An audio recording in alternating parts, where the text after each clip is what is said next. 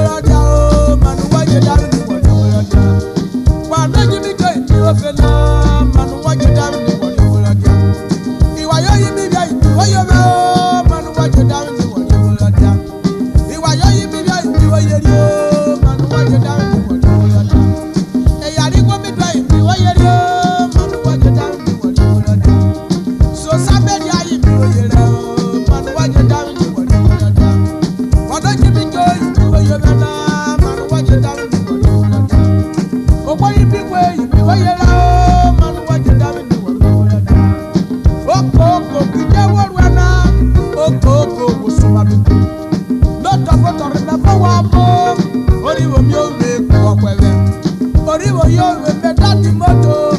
Ikwada jiriwe wabaka yo na idiwe nyame. Sune besa na me bati moto na me jijoji kupe. Wadari ya nenda kono ye jawe manu waje dani kwa tula dia. Mano jimi kwa idiwe fena manu waje dani.